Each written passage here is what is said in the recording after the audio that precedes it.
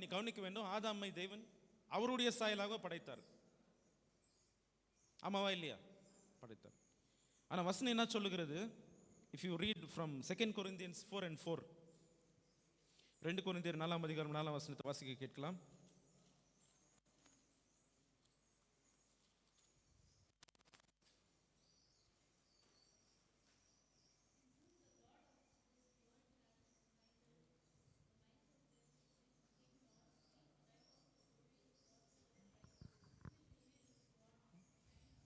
Who is the image of God? So there's one difference between Adam being created in the image of God and Christ being the image of God. ரொம்ப அழகான தமிழில் ஒரு வார்த்தை போட்டிருக்கும் கொலோசியரில். நான் சொன்ன வண்ணமாக நான் ஜீசஸ் கிரைஸ்டை டிஸ்கிரைப் பண்ணும்போது பாவத்தை மன்னிக்க பிறந்தவர், ரட்சகர், இப்படி சொல்லி நம்ம பழகிட்டோம். ரொம்ப நல்லது, இல்லவே இல்லைன்னு நான் சொல்ல மாட்டேன். 100% நீங்கள் பிசாசுக்கு முன்னாடி போய் நிற்கிறனா கூட பாவத்தை மன்னிக்கிற தேவன் தான் இன்றைக்கும் நீங்கள் ப்ரீச் பண்ணுறாங்க. உலகத்தை மீட்க வந்த ரட்சகர் தான் நம்ம கிறிஸ்துமஸ் நம்ம கொண்டாடுறோம். 100% நான் இல்லைன்னு நான் சொல்ல. ஆனால் we are going to go into a deeper understanding of what the scripture reveals about Jesus Christ. இயேசு கிறிஸ்துவை குறித்து, அதாவது எசேக்கியேல் தீர்க்கதரிசியை தேவன் ஒரு தரிசனத்தை கொடுத்து பாபிலோன் தேசத்துக்கு தரிசனத்தை கொடுக்கும்போது அந்த தேவாலயத்தை காமிக்கிறார். காமிச்சிட்டு இன்னும் போகும்போது கணங்கால அளவு தண்ணி இருக்கிறது, அப்புறமா கொஞ்சம் போகிறான் அப்படியே முழங்கால அளவு தண்ணி வருகிறது, இன்னுமா பார்க்குறோம் நேற்று கழுத்து வரல வருது, அப்படியே முழுகிற அளவுக்கு தண்ணி வருது. அது என்ன குறிக்குதுன்னா ஆவியானவருடைய அபிஷேகத்தை குறிக்குது. அதே மாதிரி தான் நம்ம கூட ஏதோ ஆண்டவரை பற்றி அறிந்து கொண்டது ஏதோ கணங்கால அளவு இல்லை, முழங்கால் அளவு இல்லை, இன்னும் நீச்சல் அடிக்கிற அளவுக்கு அந்த ஆழத்தில் முழுகிற அளவுக்கு நம்ம பார்க்கும்போது தேவனை அறிந்து கொள்ள வேண்டும். அப்போ as we grow deeper in Christ, as we get deeper into the scripture, as we dig into the word of God, we will understand that Jesus Christ is the savior of this world. ஆனால் நான் இன்னைக்கு ஒன்று சொல்ல போகிறேன், அது உங்களை ரொம்ப shock பண்ணாது. என்னன்னாக்கா, Jesus Christ is not the saviour of mankind. Jesus Christ is the saviour of the universe. ஏதோ மனுஷனை மீட்க மாத்திரம் தேவன் இயேசு கிறிஸ்து இந்த உலகத்துக்கு வரவில்லை. அல்லாவிட்டால் இயேசு கிறிஸ்துவை வைத்து தேவன் என்ன செய்ய நினைத்தார்னாக்கா, மனுஷனை மீட்க நினைக்கிறது அது ஒரு பார்ட். ஆனால் அதை காட்டிலும் ஒரு பெரிய மிஷன் இருக்குது ஜீசஸ் கிரைஸ்ட். என்ன தெரியுமா? It's going to redeem the entire cosmos. காஸ்மாஸ்னாக்கா ஒரு ஸ்டடீஸே இருக்குது, உங்களுக்கு தெரியுமா என்னன்னு தெரியல. Cosmology is the study of the universe. உலகத்தை குறித்து படிக்கிற ஒரு படிப்புக்கு பேர் என்னன்னாக்கா காஸ்மாலஜி. சொல்லுங்க பார்க்கலாம். Cosmology, COSMOLOGY. அப்போ அதை குறித்து நான் உங்களுக்கு சொல்கிறேன் பாருங்க. கொலோசியர் எழுதின நிருபத்துக்கு எடுத்து வைத்துக் கொள்ளலாம். We'll turn our Bible to the book of Colossians.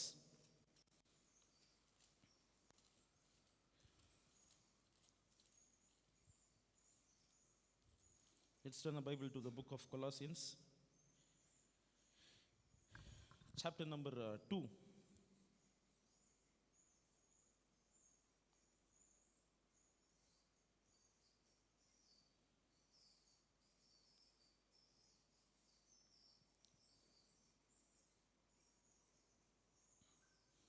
Verse number 19 ல இருந்து படிக்கலாம். 19.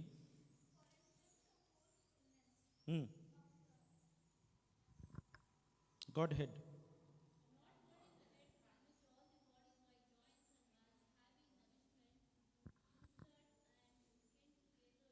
One 19. 1:19.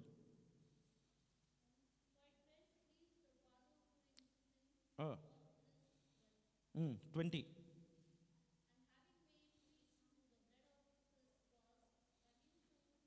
Reconcile.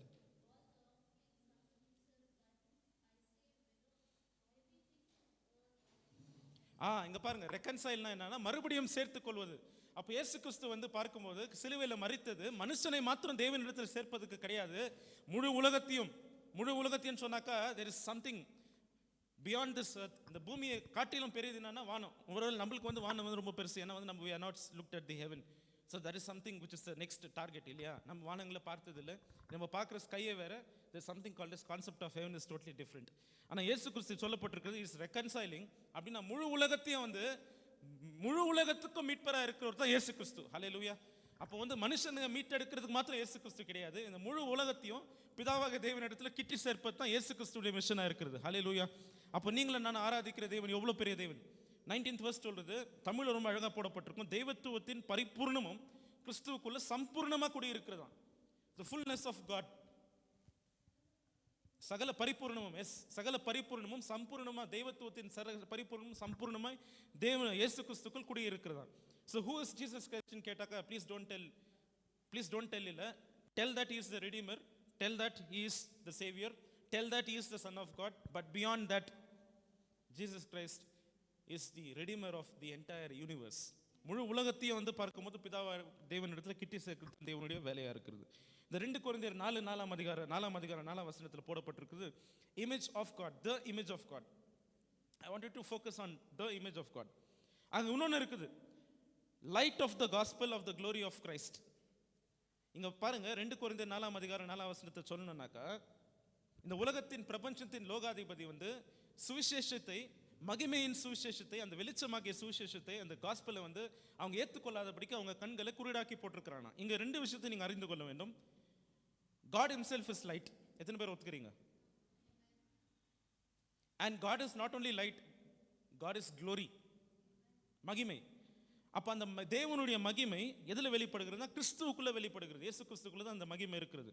இன்னொரு ரீதியில் நான் சொல்லணும்னாக்கா, இப்போ தேவனுடைய வெளிச்சமும் தேவனுடைய மகிமையும் கிறிஸ்துவுக்குள்ள வெளிப்படுகிறது. அதே மகிமையும் அதே வெளிச்சமும் சுவிசேஷத்தில் இருக்கிறது. ஹல்லேலூயா. அப்போ when you are receiving the gospel, யாராவது அன்பிலீவர் இருந்தாலும் சரி, இல்லை ஒருவேளை கிறிஸ்துவை ஏற்றுக்கொள்ளாத நபராக இருக்கும்போது சரி, நாம் அந்த சுவிசேஷத்தை கேட்டு நம்ம பாவ மன்னிப்புக்கு நேராக ஒப்பு கொடுத்து நம்ம ஏற்றுக்கொள்ளும் போது, it is not that we are receiving some gospel. காஸ்பல்னா ஏதோ இயேசு ரட்சகர் பிறந்தார், உலகத்தில் மறிச்சிட்டாரு, இவ்வளோ தான் நம்ம அந்த வல்லமையை தெரிந்து வைத்துக் கொண்டிருக்கிறோம். பைபிள் சொல்லுது, it is the glory of Christ, it is the light of the gospel. வெளிச்சம், சுவிசேஷன் என்னவா இருக்கிறது? வெளிச்சமாக இருக்கிறது. ஒருவேளை டிஃப்ரெண்ட் டிரான்ஸ்லேஷனில் நீங்கள் படிங்க, உங்களுக்கு புரியும் நினைக்கிறேன். யா, இஸ் கால்ட் அஸ் தி, கிரீக்கில் பார்த்தீங்கன்னா ஐகான், டவ், தியோ. ஐகான் என்ற ஒரு வார்த்தை யூஸ் பண்ணுறோம் இல்லையா, ஐகானிக், யூத் ஐகான், இப்படிலாம் ஐகான் என்ற வார்த்தையை நம்ம யூஸ் பண்ணுறோம். சினிமா நடிகர்களை வச்சு இவன் தான் வந்து யூத்துங்களுக்கு ஐகான் அப்படின்னு சொல்லிட்டு யாரோ ஒரு நடிகரை வச்சு தமிழ்நாட்டில் பேசுகிறாங்க. ஸ்போர்ட்ஸில் யாரோ ஒருத்தனை செலிபிரிட்டியை வச்சுட்டு நான் இவன் தான் is the icon of India அப்படின்னு சொல்கிறோம். நம்ம பாரத தேசத்தில் பார்க்கும்போது national youth day is celebrated on January 12th. அப்போ வந்து விவேகானந்தரை வந்து என்ன பண்ணுறாங்கனாக்கா, யூத்ஸ்க்கெல்லாம் ஒரு ரெப்ரஸன்டேட்டிவாக ஒரு ஐகானை வந்து இப்போ இருக்கிற கவர்மெண்ட் வந்து வச்சு அவரை கொண்டாடி கொண்டு இருக்கிறாங்க. அப்போது மனிதர்களுக்கு நாம் வந்து ஐகான் என்ற பதத்தை நம்ம யூஸ் பண்ணுறோம். Actually we should be very careful when we use the word called as icon. Icon என்ற வார்த்தைக்கு பொருந்தின நபர் யாருன்னா இயேசு கிறிஸ்து. ஹல்லேலூயா. He is the explicit image of God. அதில் எந்த ஒரு என்ன சொல்கிறது, ஒரு கண்ணாடியில் கூட ஒரு பிளவு இருக்கும், ஒரு ஸ்க்ராட்ச் இருக்கும், ஒரு டர்ட் இருக்கும். ஆனால் இயேசு கிறிஸ்துக்கும் தேவனுடைய சாயலுக்கும் நீங்கள் கம்பேர் பண்ணி பார்த்தீங்கன்னாக்கா, ஒரே ஒரு பிளவு கூட இல்லாமல் அச்சு அசல் தேவனுடைய தற்சுரூபம். ஹல்லேலூயா. who is Jesus Christ கேட்டா என்ன சொல்லணும் நீங்க? he is the visible form of the invisible God, the explicit image of God. ஆண்டவர் எப்படி இருக்கிறார்? பிதாவாகிய தேவன் அவருடைய சாயலை ஒரு மனுஷன் பார்க்க வேண்டுமானால் இயேசு கிறிஸ்துக்குள்ள தான் பார்க்க முடியும். தேவனும் தன்னை தானே இந்த உலகத்துக்கு வெளிப்படுத்துகிறது. இந்த பைபிள் மூலியமாவும் தேவன் வெளிப்படுத்துகிறார், தீர்க்கதரிசிகள் மூலியமா வெளிப்படுத்துகிறார். ஆனால் தன்னை தானே வந்து தேவன் வந்து முழுமையா சம்பூர்ணமாக வெளிப்படுத்துகிறது யார் மூலியமானா ஆண்டவராக இயேசு கிறிஸ்து மூலியமா தான் அவர் வெளிப்படுகிறார். That is how God is revealing himself to the world. இப்போ அந்த ரெவலேஷன் நீங்களும் நான் வாங்கிக்கின பிறகு நம்ம என்ன பண்ணோம்? ரொம்ப இம்பார்ட்டன்ட். நம்ம என்ன, இந்த சுவிசேஷத்தை பிறருக்கு நம்ம சொல்ல வேண்டும். Gospel. So when you share the gospel, what is happening is the glory of Christ and the light of Christ, அவங்களுக்குள்ள அந்த அதே வெளிச்சமும் அதே மகிமையும் கண்டு வருகிறது. ஹல்லேலூயா. ஒரு சின்ன கேள்வி உங்களை பார்த்து நான் கேட்குறேன். தேவன் நம்மளை எதற்காக தெரிந்து கொண்டார்? சொல்லுங்க பார்க்கலாம். ஒருத்தர் நீங்கள் பேசணும். எதற்காக தேவன் உங்களை தெரிந்து கொண்டார்? சொல்லுங்க பார்க்கலாம். உங்கள் ஆன்சர் கரெக்டாக தப்பான்னு அப்புறமா நம்ம அசஸ்மெண்ட் பண்ணிக்கலாம். எனக்கு லெக்சர் கிளாஸில் வந்து சைலண்டாக இருந்தால் எனக்கு பிடிக்காது. ஸ்பெக்டேட்டர்ஸாக நீங்கள் இருக்கக்கூடிய நீங்கள் வரவில்லை, வார்த்தைகளை கேட்டுக்கொண்டு இருக்கிறீங்க. அதே நேரத்தில் நீங்களும் கொஞ்சம் பேசினா நல்லா இருக்கும். ஜோஷ்வா, நீ சொல்லுப்பா, எதுக்காக தேவன் நம்மளை தெரிந்து கொண்டு இருக்கிறார்? To fulfil the gospel. Okay, to fulfil is purpose. அவருடைய சித்தத்தின்படி தேவன் நம்மளை தெரிந்து கொண்டு இருக்கிறார். பரலோகத்துக்கு போகிறதுக்காக, என்னை பாவத்திலிருந்து மீட்பதுக்காக தேவன் தெரிந்து கொண்டாருன்னு சொல்கிறவங்க எத்தனை பேர்? எல்லாருமே சொல்லுவோம் ஆமான்னு சொல்லிட்டு. ஆனால் I want you to think one step ahead of that or even further. அதை தாண்டி ஒரு ஆழமான கருத்து இருக்கிறது, ஒரு ஆழமான உண்மை இருக்கிறது. தேவ சாயலை நான் அடைய முடிக்கு தேவன் என்னை தெரிந்து கொண்டு இருக்கிறார். ஏன்னா என்னை தெரிந்து கொண்ட தேவன் வந்து மகிமையான தேவன். என்னை எதற்காக தெரிந்து கொண்டு இருக்கிறார் தேவன் என்பது 2 பேதுரு 2 Peter chapter 1 verse 3 படிக்கலாமா? 2 Peter chapter 1 verse number 3.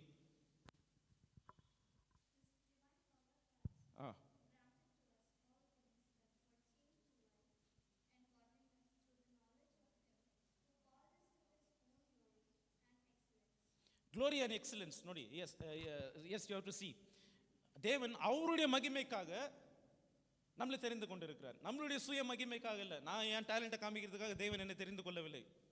தேவனை நான் வெளிப்படுத்த முடியாத தேவன் என்னை தெரிந்து கொண்டிருக்கிறார். அது மாத்திரம் இல்லை, அவருடைய மகிமைக்கு நான் பாத்திரமா இருக்கும்படிக்கு to partake in the glory.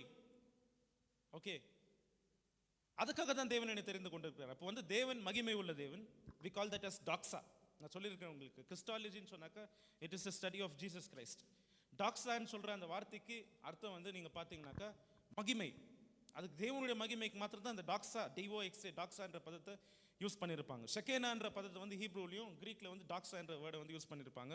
அப்போ தேவன் என்னை சாதாரணமாக தெரிந்து கொள்ளவில்லை, மகிமைக்காக தெரிந்து கொண்டிருக்கிறார். அவருடைய சுய மகிமைக்காக தேவன் என்னை தெரிந்து கொண்டிருக்கிறார். என்னுடைய சுய மகிமையை வெளிப்படுத்துறதுக்கு இல்லை. Not to show that I am supernatural or I have angelic wings or I am talented or God is using me in a different way or I can do this, I can do that. Okay, Christ has filled me with His Spirit அப்படின்னு சொல்ற. Okay, fill me with the Spirit not to reveal myself but to reveal Jesus Christ who is inside me. எனக்குள்ள இருக்கிற கிறிஸ்துவை பிரதிபலிக்க முடியாய், நான் அந்த கிறிஸ்துவின் அந்த சுவிசேஷத்தை பிறருக்கு அறிவிக்க முடியாது. தேவன் என்னை தெரிந்து கொண்டிருக்கிறார். அப்போ உங்களை கூட தேவன் எதற்காக தெரிந்து கொண்டிருக்கிறார்? ஒன்று, தேவனுடைய மகிமையை நீங்கள் வந்து ரிஃப்ளெக்ட் பண்ண முடியாது, தேவன் உங்களை தெரிந்து கொண்டிருக்கிறார். Point number 1. பாயிண்ட் நம்பர் 2, மகிமைக்காக தெரிந்து கொண்டிருக்கிறார். யாருடைய மகிமைக்காக சொல்லுங்க பார்க்கலாம். உங்களுடைய மகிமைக்காகயா? அவருடைய மகிமைக்காக. அழகா இருக்கு, தமிழ்லையும் வாசிச்சா இன்னும் அழகா இருக்கு அந்த வசனம். we'll read it in English once again. 2 Peter 1 and 3. It's not there in the slide. Hmm. Hmm.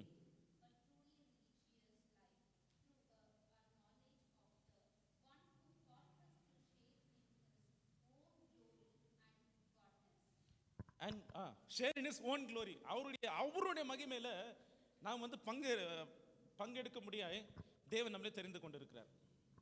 இப்போ வந்து பாருங்க, ஒரு rich person is preparing a banquet. ஒரு பெரிய செல்வந்தனுடைய பார்ட்டிக்கு போறீங்க, பர்த்டே பார்ட்டி ஒரு மேரேஜ் பார்ட்டி. அவங்க சந்தோஷத்தை கொண்டாடுறான், உங்களை இன்வைட் பண்ணிக்கிறான், எம்பி இன்வைட் பண்ணிக்கிறாரு வச்சுக்கோ, மெம்பர் ஆஃப் த பார்லிமெண்ட் ஒரு எம்எல்ஏ எம்பியோ யாரோ ஒருத்தர். நீங்கள் போய் சாப்பிடும் போது என்னன்னா அவங்க அந்த சந்தோஷத்தில் நீங்கள் வந்து பங்கெடுக்கிறீங்க. Similarly God as himself is glorious. There's no word to describe the glory of God. டாக்ஸான்னு நம்ம சொல்கிறோம், ஆனால் அதை பார்க்கலும் மேலான பதங்கள் இருக்கலாம். ஆனால் வந்து தேவனுடைய மகிமையை வெளிப்படுத்துறதுக்கு வேதத்தில் யூஸ் பண்ண பதம் வந்து டாக்ஸா, டிஓஎக்ஸ்ஏ.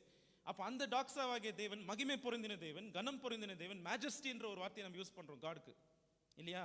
அப்போ அந்த கனத்தையும் அந்த மகிமையும் சொல்ல முடியாத, வார்த்தையால் வர்ணிக்கப்பட முடியாத மகிமையும் கனமும் உடைய அந்த தேவன், மேஜஸ்டியுடைய தேவன், அவருடைய மகிமையில் பங்கெடுக்கிறதுக்காக நம்மளை தெரிந்து கொண்டிருக்கிறார்.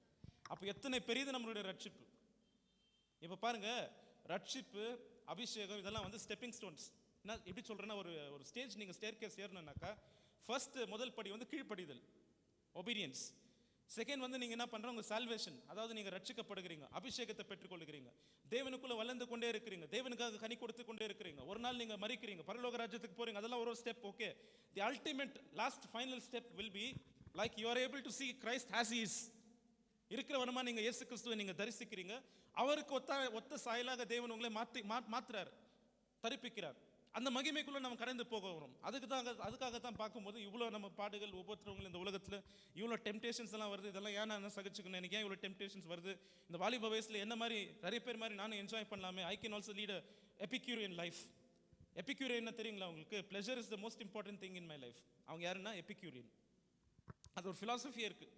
எபிக்யூரியன் ஃபிலாசபின்னு சொன்னாக்கா, உங்கள் வாழ்க்கையுடைய நோக்கம் என்னன்னு கேட்டால் வாலிப பசங்க என்ன சொல்லுவாங்க தெரியுமா? பிளஷர். எனக்கு எது சந்தோஷத்தை கொடுக்குதோ, என் கண்களுக்கு எது சந்தோஷத்தை கொடுக்குதோ அதை நான் செய்கிறேன் அப்படின்வாங்க.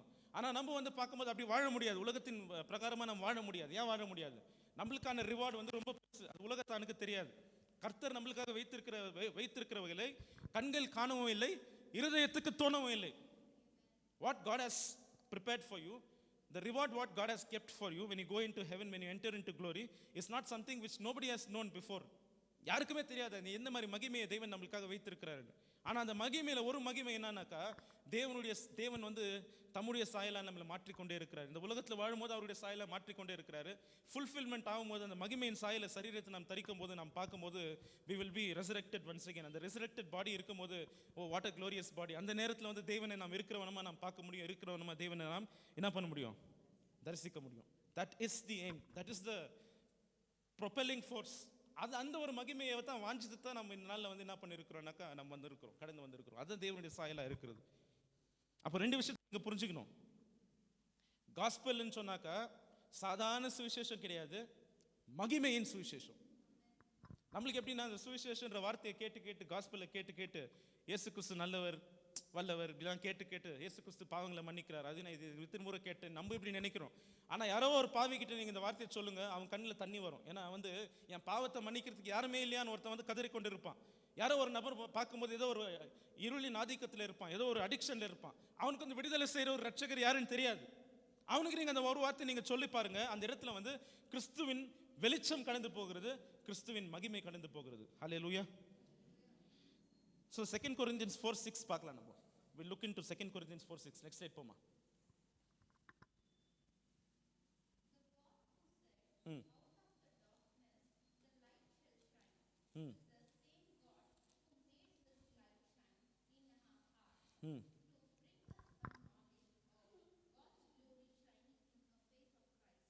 ஓகே போதுமா. For God who commanded the light to shine out of darkness has shined in our hearts to give the light of knowledge of the glory of God in the face of Jesus Christ. So what is Jesus Christ revealing? So there is a difference between revelation and reflection. Reflection நாக்கா இப்போ பாருங்க, ஒரு laser light இங்கே நீங்கள் அடிச்சிங்கன்னா கூட அது reflect ஆகும். Revelation is something beyond that இல்லையா? அப்போ இயேசு கிறிஸ்துக்குள்ள வந்து பார்க்கும்போது ரிஃப்ளெக்ஷனா ரெவலேஷனா நீங்கள் கேட்டிங்கனாக்கா, ரெவலேஷன் என்ன ஒரு ரெவலேஷனை தேவன் கொடுத்துருக்கிறாருனாக்கா, அது மறுபடியும் படிக்கலாம். 4ஆம் அதிகாரம் 6ஆம் வசனத்தை படிக்கலாம். For God who said let light shine out of darkness is the one who has shone in our hearts. So God is shining in our hearts. எப்படி அந்த வெளிச்சம் நம்ம இருதயத்துக்குள்ள கடந்து வந்தது? சுவிசேஷம் என்ற ஒளி, அந்த வெளிச்சம், gospel, the good news, evangelion கிரீக்ல. அப்போ அந்த சுவிசேஷன்ற ஒளிச்சம் இயேசு கிறிஸ்துவை சொந்த ரட்சகராக நம்ம ஏற்றுக்கொள்ளும் போது அந்த வெளிச்சமானது முதல்ல வந்து நம்ம ஆவிக்குள்ள கடந்து வருகிறது, அதுக்கப்புறம் நம்ம இருதயத்துக்குள்ள கடந்து வருகிறது. I have no time to explain to you what is the spirit and what is the soul. நான் உங்களுக்கு ஆல்ரெடி எக்ஸ்பிளைன் பண்ணியாச்சு. அதை டீட்டெயிலாக நம்ம பார்த்துட்டோம். மாம்சனா என்ன, ஆவினா என்ன, ஆத்மானா என்னன்னு நம்ம பார்த்துட்டோம். நான் உங்களுக்கு சொல்லிட்டேன். ஒருவேளை உங்களுக்கு புரியலன்னா அந்த ஸ்லைடை கொடுக்குற அப்புறமா நீங்கள் பார்த்துக்கோங்க, இல்லை டவுட் இருந்தால் நீங்கள் கேட்கலாம். ஆனால் வந்து நம்ம இருதயங்களில் தேவன் எதற்காக உதித்திருக்கிறார், எதற்காக தேவன் ஒளித்திருக்கிறார்? தமிழில் வாசிக்க கேட்கலாமா? 2 கொரிந்தியர் 4ஆம் அதிகாரம் 6ஆம் வசனத்தை வாசிக்க கேட்கலாம். 2 Corinthians 4 and 6. We will take the help of Tamil also. 2 Corinthians 4:6 வாசிக்க கேட்கலாமா? ஓகே. அப்போ நான் என்ன சொல்ல வரேன்னா, நீங்கள் புரிஞ்சுட்டு இருப்பீங்க. இப்போ தேவன் மகிமையாக இருக்கிறார். தேவன் நம்ம அழைத்திருப்பது எதற்காக? அவருடைய மகிமையில் பங்கு பெற முடியாது. தேவன் நம்மளை அழைத்திருக்கிறார். மூணாவது இன்னொரு மகிமை இருக்கிறது. அது என்ன தெரியுமா? சுவிசேஷத்தில் ஒரு மகிமை இருக்கிறது. ஹல்லேலூயா. காஸ்பல்ல ஒரு லைட் இருக்கிறது, காஸ்பல்ல ஒரு பவர் இருக்குது. அதான் இந்த தமிழில் எனக்கு ரொம்ப பிடித்த வார்த்தை, ரொம்ப என் இதயத்தை தொட்டுச்சு. 4ஆம் அதிகாரம் 4ஆம் வசனத்தை படிக்கலாம். 4:4-4:6. 2 கொரிந்தியர் 4ஆம் அதிகாரம் 4ஆம் வசனம். ஆ ம் ம் பாரு. அப்போ வந்து காஸ்பல்ன்றது சாதாரணமாக விஷயமே இல்லை. நம்ம வந்து சாதாரணமாக நினைக்கிறோம். ஏன்னா வந்து நம்ம இங்கே கிறிஸ்துவர்களாக பிறந்து இங்கேயே நம்ம வளர்ந்ததுனால அந்த அதோட வல்லமை நம்மளுக்கு தெரியல. ஒரு பாவி இடத்துல நம்ம சொல்லும்போது யாரோ ஒருத்தன் கதறி கொண்டு இருப்பான், என் பாவத்தை மன்னிக்கிறதுக்கு யாரும் இல்லையா, என் அடிக்ஷன்லேருந்து என் ரகசிய பாவத்திலிருந்து விடுவிக்க யாரும் இல்லையா அப்படின்னு கதறி கொண்டு இருக்கிற மனுஷன் நீங்கள் சொல்லும் போது சாதாரணமாக தயவுசெய்து சுவிசேஷம் மாத்திரம் சொல்லாதீங்க, கிறிஸ்துவின் மகிமையின் சுவிசேஷம். ஹல்லேலூயா. அது கிறிஸ்துவின் ஒளி. எப்படி இயேசு கிறிஸ்துக்குள்ள இருக்கிற எப்படி ஒளி இருக்கிறதோ அந்த ஒளி வந்து வந்து நமக்குள்ள வாசம் செய்கிறது. ஹல்லேலூயா. நமக்குள்ள இருக்கிற ஒளியை நாம் என்ன பண்ணோம்னாக்கா, அந்த சுவிசேஷத்தை பிறருக்கு நாம் சொல்லும் போது என்ன ஆகுதுனாக்கா, அந்த ஒளி அவங்களுக்குள்ள கடந்து போகிறது. அது மகிமையின் சுவிசேஷம். பா, என்ன ஒரு வார்த்தை தமிழில் போட்டிருக்காங்க பாருங்க. இங்கிலீஷில் என்ன போட்டிருக்கு? Glorious gospel of Christ. அதுக்கடுத்து சொல்றாங்க who is the image of God. அதான் அந்த இதுக்கு முன்ன ஸ்லைட் போடுப்பா. ஸோ இதுக்கு முன்னாடி ஸ்லைடில் நம்ம பார்த்தோம். இதுக்கு முன்னாடி ஸ்லைட், எஸ், இன்னொன்று முன்னாடி பின்னாடி வந்துட்டார், முன்னாடி போப்பா. Jesus Christ is called as the icon thou theo, icon or icon அப்படின்னு போடப்பட்டிருக்கு. இப்போ 6ஆவது வசனத்தை வாசிக்கலாம். 2 கொரிந்தியர் 4:6. ம் ம் ம் ம் இப்போ இயேசு கிறிஸ்து உங்க இதயத்தில் எதுக்காக பிரகாசிக்கின்றார் சொல்லுங்க பார்க்கலாம். ஒளியை தோன்றும் பண்ணுவேன். அப்போ தேவனுடைய ஒளியும் தேவனுடைய மகிமையிலும் யாருடைய முகத்துல பிரகாசமா இருக்கிறது? கிறிஸ்துவின் முகத்துல பிரகாசமா இருக்கிறது. ஹல்லேலூயா. அப்போ வந்து காடுடைய கம்ப்ளீட் ரெவலேஷன், காடுடைய கம்ப்ளீட் ரெவலேஷன் ஒருவேளை தீர்க்க தரிசனங்கள் இருக்கலாம், போதகர்களுக்கு வெளிப்படுத்தியிருக்கலாம், தேவன் சீஷர்களுக்கு வெளிப்படுத்தியிருக்கலாம், வேற வேற விதத்துல தேவன் வந்து வெளிப்படுத்தி கொண்டே இருக்கிறார், தம்மையை வெளிப்படுத்தி கொண்டே இருக்கிறார். ஆனா வந்து கம்ப்ளீட்டா வந்து காடுடைய ரெவலேஷன் அப்படியே அச்சு அசல் நீங்க அப்படியே பார்க்கணும்னா இயேசு கிறிஸ்துவின் முகத்துல தான் அந்த மகிமையும் அந்த வெளிச்சத்தை உங்களால பார்க்க முடியும். ஹல்லேலூயா, ஹல்லேலூயா. அப்போ தேவன் எதற்காக அந்த படிங்க, உணர்வு படிங்க, அது 6ஆம் வசனத்தை.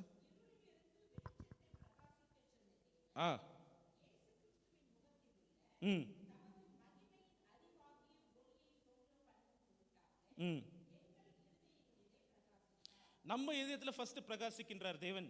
நம்ம இருளை, அறியாமை என்கிற இருளை முக்காடை தேவன் நீக்குகிறார். ஓகே, இப்போ நம்மளுக்குள்ள ஆண்டவர் என்ட்ரி ஆயிட்டார். ஆனா what I am trying to tell you is that Jesus கிரைஸ்ட்ன்ற ஒரு பர்சனாலிட்டி நீங்க எடுத்துக்கீங்க, ஒரு பர்சன் நீங்க எடுத்துக்கினாக்கா, God is revealing himself fully through Jesus Christ, and Jesus Christ is revealing the complete extent of God the Father's personality and God the Father's light and God the personalities, God the Father's glory. தேவனுடைய வெளிச்சத்தையும் மகிமையும் அவருடைய தன்மையும் தத்சுரூபமாக மனுஷனுக்கு வெளிப்படுத்துகிறது தான் இயேசு கிறிஸ்து. ஹல்லேலூயா. எத்தனை பேர் விசுவாசிக்கிறீங்க? பிதாவாகிய தேவன் கூட தம்மை ஜனங்களுக்கு வெளிப்படுத்த வேண்டும் என்றால் அவரும் பார்க்கும்போது இயேசு கிறிஸ்து மூலியமா தான் அவர் மகிமை அடைகிறார், அந்த மகிமையை வெளிப்படுத்துகிறார். இப்போ நம்மளுக்கு ஒரு வேலை இருக்குது. என்னதுமா அந்த வேலை? இந்த மகிமையின் சுவிசேஷத்தை நாம் என்ன பண்ணணும்? பிறருக்கு இந்த வெளிச்சத்தை பிறருக்கு நாம் வந்து கொடுக்கணும். அதில் தான் அந்த மகிமையின் சுவிசேஷமாக மாறும். எப்படி தேவனுக்குள்ள இருக்கிற மகிமை கிறிஸ்துக்குள்ள இருக்கிறதோ, இயேசு கிறிஸ்துக்குள்ள இருக்கிற மகிமை அவருடைய சுவிசேஷத்தில் இருக்கிறது. ஹல்லேலூயா. அதுக்கு தான் அந்த ஒரு வார்த்தை வந்து அவ்வளோ வல்லமையுள்ள வார்த்தை. 2 நாள் நேரத்தில் நானும் கூட அறியாமல் இந்த காரியத்தை அறியாமல் நான் இருந்துட்டு இருக்கிறேன். எத்தனையோ வாலிப நாட்களில் எத்தனையோ டைமை நான் வேஸ்ட் பண்ணிட்டு இருக்கிறேன். ஆனால் இன்னைக்கு என்னால் சொல்ல முடியும், அந்த சுவிசேஷம் கூட வந்து சாதாரணமான சுவிசேஷம் இல்லை, அது மகிமை சுவிசேஷமாக இருக்கிறது. ஏன்னா ஒரு பாவியை ரட்சிக்கும்படிக்கு மனம் திரும்பும்படிக்கு செய்கிறது அந்த சுவிசேஷ வார்த்தைகள் தான். அந்த சுவிசேஷத்தின் வார்த்தைகளை விதைகளை நீங்கள் சொல்லும் போது தேவனுடைய மகிமை, டாக்ஸா என்கிற தேவனுடைய மகிமை அங்கே கடந்து வரும். வெளியே வெளிச்சமாக இருக்கிற தேவன், இருளிலிருந்து வெளிச்சத்தை தோன்ற பண்ணின தேவனுடைய வெளிச்சம் அந்த மனுஷனுக்குள்ள கடந்து வரும். அப்போ எப்படி பிதா வந்து தன்னை குமாரனுக்குள்ள வெளிப்படுத்தி கொண்டார், குமாரன் பிதாவை வெளிப்படுத்தி கொண்டாரோ, நாம் எதுக்காகனாக்கா நாம் வந்து கிறிஸ்துவை பிறருக்கு அறிமுகப்படுத்துகிறவர்களா, வெளிச்சத்தை கொடுக்கிறவர்களா நாம் இருக்க வேண்டும். ஹல்லேலூயா. எத்தனை பேர் விசுவாசிக்கிறீங்க? நெக்ஸ்ட் ஸ்லைட் போப்பா, நெக்ஸ்ட் 2 ஸ்லைட் தள்ளி போப்பா. அப்போ எதை இது கிறிஸ்து வெளிப்படுத்துகிறாரு நான் பார்க்கும்போது, லைட் முதல்ல ஆண்டவர் கிறிஸ்து வந்து வெளிப்படுத்துகிறது பிதாவாகிய தேவனுடைய தன்மை எதுனா. நெக்ஸ்ட் போப்பா. யா, நெக்ஸ்ட் ஸ்லைட். கிறிஸ்துவின் வந்து பார்க்கும்போது பிதாவாகிய தேவனுடைய வெளிச்சத்தையும் பிதாவாகிய தேவனுடைய எஸ் இதுதான் light of God's knowledge and God's glory and majesty. தேவனுடைய மகிமையும் தேவனுடைய என்ன சொல்றது மேஜஸ்டின்னு நம்ம சொல்றோம் இல்லையா, அந்த காடுடைய ஒப்பில்லாத ஈடு இணை இல்லாத அந்த மேஜஸ்டியும் வெளிப்படுத்துகிறது யாருன்னா மேனிஃபெஸ்ட் பண்றாரு. அதான் நான் டிஃபரன்ஸ் சொன்னேன் உங்களுக்கு. மிரர் வந்து ரிஃப்ளெக்ட் பண்ணு, இட்ஸ் நாட் மேனிஃபெஸ்டிங். மேனிஃபெஸ்ட்ன்றதுக்கே வேற ஒரு வார்த்தை இருக்குது. ரிஃப்ளெக்ஷன்னா ஒரு லேசர் லைட்டிங் அடிச்சா கூட அது ரிஃப்ளெக்ட் பண்ணும் லைட்டை. ஆனால் மேனிஃபெஸ்ட் என்பது நாம் அதை மேனிஃபெஸ்ட் பண்ண முடியாது. நாம் என்ன பண்ண முடியும்னா ரிஃப்ளெக்ட் தான் பண்ண முடியும். எப்படி மூனுடைய லைட்டுக்கும் சன்னுடைய லைட்டுக்கு என்ன வித்தியாசம்? அப்படிதான் நம்ம கூட மூன் தான். ஓகே, நம்ம சன் இல்லை, நம்ம மூன் தான். ஓகே, ஏன்னாக்கா உலகத்தில் வாழ்றவர்கள் நம்ம மூன். ஆனால் வந்து செத்துட்ட பிறகு நம்ம உண்மையாக ஆண்டவராக இயேசு கிறிஸ்துக்கு உண்மையாக வாழும்போது நம்ம ஷைனிங் ஸ்டாராக மாறிடும். தானியல்ல தான் போடப்பட்டிருக்குது. அநேகர் நீதிக்குள்ள நடத்துகிறவர்கள் நட்சத்திரத்தை போல என்ன இருப்பாங்களா, வானத்தின் நட்சத்திரங்களை போல ஜொலிப்பாங்களா. அது அப்போ அது மகிமை. இதான் அந்த மகிமைக்காக தான் நம்ம காத்து கொண்டு இருக்கிறோம். ஓகே, இந்த உலகத்தில் இருக்கிறவர்கள் நம்ம மூணாக இருந்தால் தான் நம்ம நாளைக்கு வந்து ஸ்டாராக மாற முடியும். நிறைய பேருக்கு வந்து இப்போவே சூப்பர் ஸ்டார் ஆகணும், ஸ்டாராக இருக்கணும்னு துடிக்கிறாங்க. ஆனால் இந்த உலகத்தில் நம்ம ஸ்டாராக இருக்கவே முடியாது. இந்த உலகத்தில் நம்ம மூணாக தான் இருக்கணும். எப்படி மூன் வந்து சைலண்டாக அந்த ரிஃப்ளெக்ஷனை வாங்கி ரிஃப்ளெக்ட் பண்ணிட்டோம், அந்த மாதிரி வந்து கிறிஸ்துவின் தன்மைகளை நமக்குள்ள நம்ம வாங்கி கொண்டு அந்த வெளிச்சத்தை வாங்கி கொண்டு நம்மளை நாம் மறைத்து கிறிஸ்துவை நாம் வெளிப்படுத்தணும்னு காணப்படும் போது ஒரு நாள் வரும். அந்த நாளில் வந்து பார்க்கும்போது இவ்வளோ நாள் நீ வந்து மூணா இருந்தப்பா, நீ மறைஞ்சினது எனக்காக, இப்போ வந்து நான் வந்து உன்னை மகிமைப்படுத்த வேண்டிய நேரம் வந்தது என்று சொல்ல வேணாமா. தேவன் வந்து நம்மளை மகிமைப்படுத்தி அந்த நாளில் பார்க்கும்போது நம்ம ஷைனிங் ஸ்டாராக மாறிட்டு போம். ஹல்லேலூயா. அப்போ இன்னைக்கு சொல்லுங்க, இன்னைக்கு ஷைனிங் ஸ்டாராக விரும்புறீங்களா, மூணா இருக்கிற விரும்புறீங்களா? மூணா இருந்து பாருங்க. ஒரு நாள் வரும், உங்களுடைய நேரம் வரும்போது நீங்கள் தேவனுடைய சாயல் அடையும் போது அப்போ வந்து நட்சத்திரத்தை போல நீங்களே ஜொலிக்கிற முடியாது. தேவன் வந்து பார்க்கும்போது வானத்தின் நட்சத்திரத்தை போல தேவன் உங்களை வைப்பார். ஹல்லேலூயா, ஹல்லேலூயா. ஒரு ஹல்லேலூயா சொல்லலாமா? மறுபடியும் அந்த வசனத்தை வாசிக்கலாம். தேவன் எதுக்காக நம்மளை தெரிந்து கொண்டாருன்னு. ஏன்னா தெரியும், நான் சொல்லி உங்களுக்கு நான் ஃபோக்கஸ் பண்ண விரும்புகிறேன். 2 பேதுரு 1ஆம் அதிகாரம் 3ஆம் வசனம். தேவன் எதுக்காக நம்மளை தெரிந்து கொண்டார்? 2 Peter 1:3. ம் ம் ம்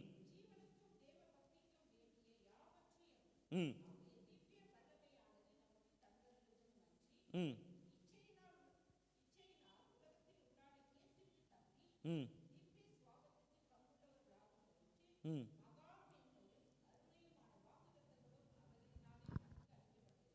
அப்போ 2வது வசனத்தில் வாசிங்க பார்க்கலாம், கொஞ்சம் டிஃப்ரென்ஸ் வருதுங்க.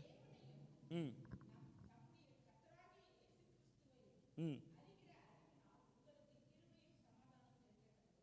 படிங்க அப்படியே. ம் ம் ம்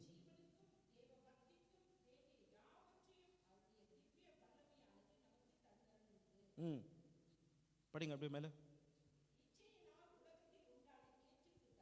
ம். திவ்ய ஸ்வபாவத்துக்கு பங்குள்ளவர்களாக பொருட்டு. அதான், போதும் போதும். அந்த திவ்ய ஸ்வபாவத்துக்கு பங்குள்ளவர்களாக பொருட்டு தமிழ் அழகா போட்டிருக்கு. To share in is glory. அவருக்கு இருக்கிற அந்த மகிமையில் நாம் பங்குதாரர்களாக இருக்க முடியாது. இப்போ ஒரு இன்வெஸ்ட்மெண்ட் பார்ட்னர் இருக்கிறான்னாக்கா, மெயின் ஒருத்தர் இன்வெஸ்ட் பண்ணுறான்னாக்கா அவனுக்கு வந்து பார்ட்னர்ஸ் இருப்பாங்க. அப்படி வந்து பார்க்கும்போது நீங்கள் வந்து பாருங்கள், உங்கள் ஷேர் வந்து ரொம்ப கம்மியாக இருக்கலாம், ஆனால் ப்ராஃபிட் வந்துச்சு அதில் நீங்களும் என்ன பண்ணுறீங்க, அதில் அந்த ஷேர் ஹோல்டர்ஸில் அந்த கம்பெனியில் நீங்கள் வந்து இன்வெஸ்ட்மெண்ட் பண்ணியிருக்கும் போது உங்களுக்கான அந்த மதிப்பீடை வந்து அந்த வேல்யூவேஷன் வந்து அமௌண்ட் வந்து உங்களுக்கு வருகிறது. போது தேவன் அவருடைய மகிமை, அளவில்லாத ஒப்பில்லாத மகிமை, டாக்ஸா என்கிற தேவனுடைய மகிமை. ஆனால் அந்த மகிமையின் தேவன், மகிமையாகவே இருக்கிற தேவன், நம்மளே அந்த மகிமைக்குள்ள பங்குள்ளவர்களாக இருக்க முடியாது. தேவன் திவ்ய மகிமையில் பங்குள்ளவர்களாக இருக்க முடியாது. தேவன் நம்மளை தெரிந்து கொண்டிருக்கிறார். ஹல்லேலூயா. நெக்ஸ்ட் ஸ்லைட் போப்பா. இதுதான் இந்த மாலை வேளையில நீங்கள் ரொம்ப ஆழமாக நீங்கள் புரிந்து கொள்ள வேண்டும். எதற்காக தேவன் நம்மளை அழைத்திருக்கிறார், எதற்காக தேவன் நம்மளை தெரிந்து கொண்டிருக்கிறார் நீங்கள் கண்டுபிடிச்சிட்டிங்கனாக்கா நீங்கள் வந்து தடுமாறவே மாட்டீங்க. அப்புறம் இன்னொரு உண்மையும் நான் உங்களுக்கு சொன்ன மாதிரி, கொலோசியர் நம்ம எடுத்து வைத்துக் கொள்ளலாம். அந்த பகுதியில் கொலோசியன்ஸ் அந்த வசனத்தை நாம் தமிழில் வாசிக்கவில்லை. 1ஆம் அதிகாரம் 20-21. ம் ம் ம் ம் ம் ம். கிறிஸ்துவின் ஊழியம் என்னன்னாக்கா, முக்கியமான ஊழியம் ரட்சிப்பு மாத்திரம் இல்லை, ஒப்புரவாக்கிக் கொள்கிறது, தேவனிடத்தில் கிட்டி சேர்ப்பது. அப்போ வந்து நீங்கள் பாருங்க, Christ is not the redeemer of only human kind, Christ is the redeemer of the entire world, cosmology. இப்போ ஆதாமை தேவன் படைக்கும் போது தேவனுடைய சாயலாய் படைத்து ஆண்டு கொள்ள முடியாது பூமியை தான் கொடுத்தாரு, முழு உலகத்தையும் கொடுக்கல. ஆனால் கிறிஸ்துவுக்கு கொடுக்கப்பட்டிருக்கிற பாருங்க, கிறிஸ்துவுக்கு கொடுக்கப்பட்டிருக்கிற மிஷன் பாருங்க. ஏன்னா ஆதாமை காட்டிலும் முந்தின ஆதாமன்னு சொல்றோம், ஆனால் ஆதாமை காட்டிலும் பார்க்கும்போது சிறந்தவர் கிறிஸ்து, தீர்க்கதரிசிகளை பார்க்கலும் சிறந்தவர் இயேசு கிறிஸ்து, ஒப்பில்லாத மாசு இல்லாத தேவன் இயேசு கிறிஸ்து. ஏன்னு சொல்றேன்னா, ஆதாமுக்கு வந்து ஆளுகை செய்ய முடியாது, தேவன் வந்து ஒரு உலகத்தை தான் கொடுத்தாரு, அப்படின்னா நம்ம வாழ்கிற பூமியை தான் கொடுத்தாரு, அதை அவன் இழந்து போனான். ஆனால் கிறிஸ்து வந்து பார்க்கும்போது மறுபடியும் கிட்டி சேர்ப்பது, மனுஷனை மாத்திரம் தேவனிடத்தில் கிட்டி சேர்க்கவில்லை, ரொம்ப அழகாக போடப்பட்டிருக்கு, பூமியிலையும் அப்போ பரலோகத்தில் உள்ளவைகள். அப்போ எவ்வளோ பெரிய மிஷன் பாருங்க. அப்போ Jesus Christ is not the redeemer of mankind, மேன்கைண்ட்னு தூக்கிட்டு Jesus Christ is the redeemer of the universe. முழு உலகத்துக்கும் அதிபதி, முழு உலகத்துக்கும் ராஜா, முழு உலகத்தையும் படைத்த தேவன். முழு உலகமும் பார்க்கும்போது காணப்படுகிறவைகளும் காணப்படாதவைகளும் கிறிஸ்துவாலே, கிறிஸ்துக்குள்ள படைக்கப்பட்டிருக்கிறது. சயின்டிஸ்ட் இன்னைக்கு அதான் சொல்றாங்க, தெரியுங்களா உங்களுக்கு? there's something called as observable universe and unobservable universe. observable universeனா நம்ம வச்சு கொண்டு இருக்க டெலிஸ்கோப்ல எவ்வளோ நம்மளால அப்சர்வ் பண்ண முடியுது, அதுதான் observable universe. unobservable universeனா there's something which even light cannot penetrate. லைட்டை கூட போய் ரீச் பண்ண முடியாத அளவுக்கு அவ்வளோ பிரம்மாண்டமான அந்த உலகத்தை படைத்திருக்கார். அதான் ஹீப்ரூஸ்ல போடும்போது உலகங்களை படைத்திருக்கிறாராம், உலகத்தை இல்லை, உலகங்களை. அப்போ நம்மளுக்கு எவ்வளோ இருக்குது நம்மளுக்கு தெரியாது, நம்ம பிஞ்சு மூலையால் நம்மளால் அறிந்து கொள்ள முடியாது. யோபுல சொன்ன வசனத்தை தான் மறுபடியும் சொல்கிறேன், தேவனுடைய அந்தரங்க ஞானத்தை உன்னால் அறியக்கூடுமோ, சர்வ வல்லவருடைய சம்பூரணத்தை உன்னால் புரியக்கூடுமோ.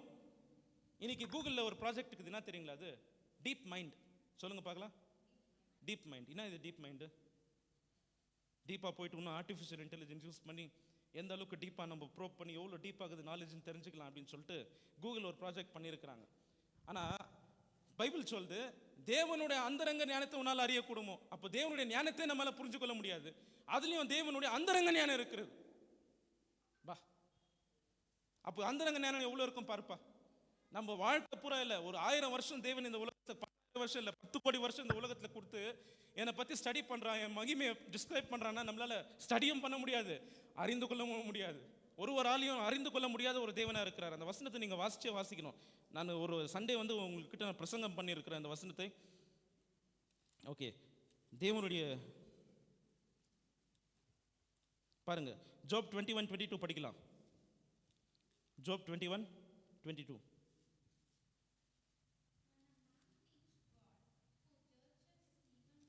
தமிழில் படிக்கலாம்.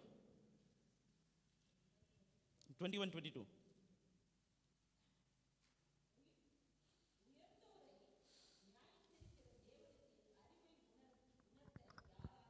அறிவை உணர்த்த யாரால்? அறிவை கற்றுக் கொடுக்க முடியுமா? நீங்கள் இன்னைக்கு வச்சுக்கொண்டு இருக்கிற சாதனைகளை நினைத்து நம்ம என்ன பண்ணுறோம்? மனுஷனுக்கு அறிவை கற்றுக் கொடுக்குறோம். டீச்சர்ஸ் வந்து அறிவை சொல்லிக் கொடுக்குறாங்க. ஆர்டிஃபிஷியல் இன்டெலிஜென்ஸ் எல்லாமே ரீப்ளேஸ் பண்ணிச்சுன்னு சொல்கிறாங்க. டீப் மைண்டுனே இருக்குது. அந்த ப்ராஜெக்ட் எழுதிக்கோங்க, கூகுளில் ஒன்று ஸ்டடிஸ் இருக்குது. Deep mind, artificial intelligence second level 2.2. என்னன்னா டீப் மைண்ட். என்ன இந்த டீப் மைண்ட்னா, ஃபர்ஸ்ட் அவனால் மனுஷனுடைய புத்தியை அறிஞ்சு கொள்ள முடியல. நான் உங்களுக்கு சொல்லட்டுங்களா, நம்ம மைண்டில் வந்து பிரெயினில் வந்து 100 ட்ரில்லியன் நியூரான்ஸ் இருக்கான், which is more than the number of stars in the galaxy. இந்த பிரபஞ்சத்தில் எத்தனை நட்சத்திரங்கள் இருக்குது, அந்த நட்சத்திரங்களை பார்க்கலும் அதிகமான பிரெயின் செல்ஸ் நம்மளுக்கு தேவன் வைத்திருக்கிறாராம். அப்போ வந்து the complicated machine which God has ever created is human beings. ஏன்னா நம்ம ஸ்பெஷலானவங்க. அதான் வேதம் சொல்கிற 2 கொரிந்தியர் 4 இந்த மண்பாண்டங்களுக்குள்ள என்னத்தை வைத்திருக்கிறாரா? அந்த வசனத்தை படிக்கலாம். 4:7 நினைக்கிறேன். 2 கொரிந்தியர் 4:7 நினைக்கிறேன். நன்றி சொல்லுங்க தேவனுக்கு, இந்த வசனத்தை அறிக்கை செய்து நன்றி சொல்லுங்க. 2 கொரிந்தியர் 4:7 நினைக்கிறேன். பாருங்க, எஸ் 7 ம் ம் ம் ம் மண்பாண்டனா பாருங்க, இந்த மண் ஒன்றுத்துக்கு உதவாது இந்த மண்ணுக்குரிய இந்த சரீரத்துக்குள்ள மாணிக்கியமாகிய தேவன் அவருடைய வெளிச்சமும் அவருடைய மகிமையை நம்மளுக்குள்ள வைத்திருக்கிறார். தேவன் எவ்வளோ எவ்வளோ மகிமை பாருங்க. நான் இதெல்லாம் உங்களுக்கு சொல்லிட்டு, ஆனாலும் நான் மறுபடியும் நான் உங்களுக்கு நினைப்பூட்டுக்கிறேன். ஏன் மண்ணுன்னு சொல்கிறீங்க, எப்படி என்னை பார்த்து எப்படி மண்ணு நீங்கள் சொல்கிறீங்கன்னு கேட்கலான்னா பாருங்க, யோபு 12ஆம் அதிகாரம் எடுத்துக்கொள்ளலாம். 12 இல்லை 13:12 13:12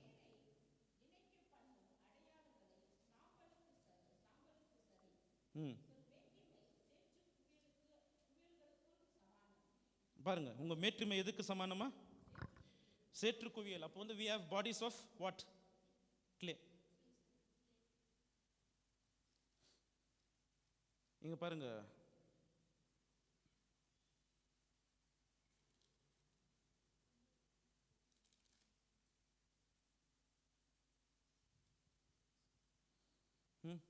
அப்போ அந்த வசனத்தை நம்ம பார்க்கும்போது நம்ம என்ன, மண்ணில் வந்து தேவன் நம்மளை படைத்திருக்கிறார். அப்போ அந்த மண்ணுக்குள்ளே பார்க்கும்போது இந்த பொக்கிஷத்தை தேவன் வைத்திருக்கிறார். பொக்கிஷம் என்று சொல்லும்போது இது வைரமோ வைதூரியமோ கிடையாது. அந்த மகிமையான தேவன் பார்க்கும்போது நமக்குள்ள வாசமாக இருக்கிறார் பாருங்க.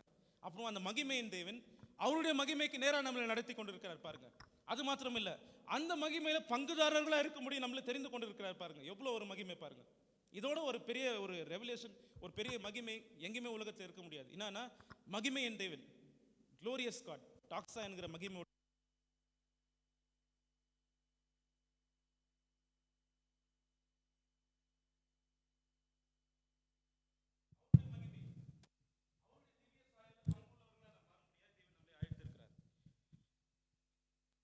அதான் இந்த எர்த், இந்த பாடி வந்து கிளே. இந்த கிளேக்குள்ள பார்க்கும்போது இந்த எர்த் அண்ட் வெசல்ஸ்ல we have this wonderful gift of God. ஒப்பில்லாத தேவன் பார்க்கும்போது நமக்குள்ள வாசம் செய்கிறார். இதை நான் யோசிச்சு பார்த்தேன். நெக்ஸ்ட் ஸ்லைட் போப்பா. இப்போ நான் யோசிச்சு பார்த்தேன், எப்படி கிறிஸ்து வந்து எப்படி தேவனுடைய மகிமை வெளிப்படுத்துகிறார், கிறிஸ்து எப்படி வெளிச்சத்தை, இது ஓல்ட் டெஸ்ட்மென்ட் எப்படி இருந்திருக்குன்னு யோசிக்கும் போது நேற்று நீங்கள் நம்ப மாட்டீங்க, 2 மணி ராத்துக்கு நான் உட்காந்துக்கிறேன் யோசிச்சுனுக்கிறேன்.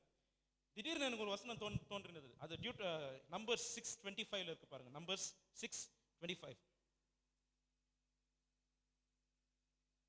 என்னாகமம் 6ஆம் அதிகாரம் .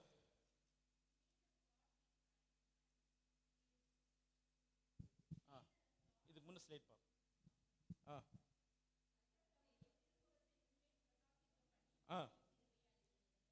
இங்க வந்து பாருங்க, எத்தனை முறை கர்த்தர்ன்ற வார்த்தை வருதுன்னு நீங்க கவனிக்கணும். அதுல ஒரு ரகசியம் இருக்குன்னு நான் உங்களுக்கு சொல்ல போறேன். இப்போ நான் சொல்லவில்லை, அதாவது ஆவியானவர் உங்களுக்கு வெளிப்படுத்துவார்.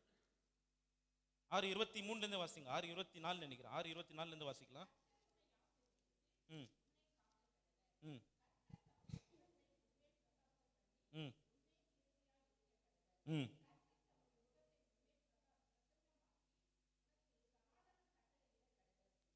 பாருங்க, கர்த்தர் வந்து முதல்ல உங்களை இது வந்து பார்க்கும்போது ஆரோன் வந்து பார்க்கும்போது ஆசாரியனுக்கு மோசஸ் மூலியமா தேவன் கொடுத்த ஒரு வாக்கு என்னன்னாக்கா, ஆசாரியன் வந்து கைகளை உயர்த்தி ஆசீர்வதிக்கும் போது நம்ம சொல்றோம், நம்ம குமாரனாகிய கிறிஸ்துவின் அன்பும் பிதாவாகிய தேவனுடைய கிருபையும் பரிசுத்தாவின் அந்நியக்கும் நம் அனைவரோடும் இன்றும் என்றும் சதாக்காலம் நிலைத்திருப்பதாக நாம் சொல்றோம். ஆனா வந்து ஒரிஜினலா பார்க்கும்போது இப்படிதான் ஆசீர்வதிக்கணும் ஆசாரியன் சொல்லிட்டு ஆரோனுக்கு கொடுத்திருக்க காரியத்தை நீங்க பாருங்க.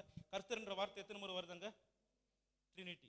ஓகே, இன்னொன்று ஒரு விஷயத்தை நீங்க பாருங்க. அதே எக்ஸடஸ் சாப்டர் 34, நெக்ஸ்ட் ஸ்லைட் போப்பா. எக்ஸடஸ் சாப்டர் 34ல நீங்க பாருங்க, வெர்ஸ் நம்பர் 6ல பாருங்க. I think it is 7.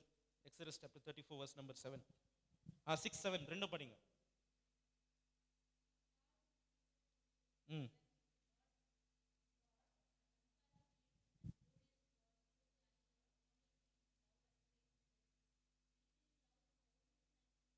போதுங்க, கொஞ்சம் நெக்ஸ்ட் டைம் பைபிள் படிக்கும்போது கொஞ்சம் நிறுத்தி படிங்க. ஏன்னா வந்து அந்த வார்த்தைகளுடைய மகத்துவத்தை நீங்க அறிந்து கொள்ளணும்.